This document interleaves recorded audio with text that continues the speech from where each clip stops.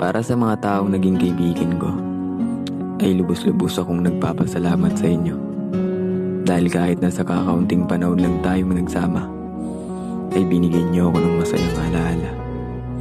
Salamat mga tol, dahil sa inyo naging masaya ako. Dahil sa inyo ang dami kong natutunan. Salamat mga tol, salamat sa mga nanatiling tunay.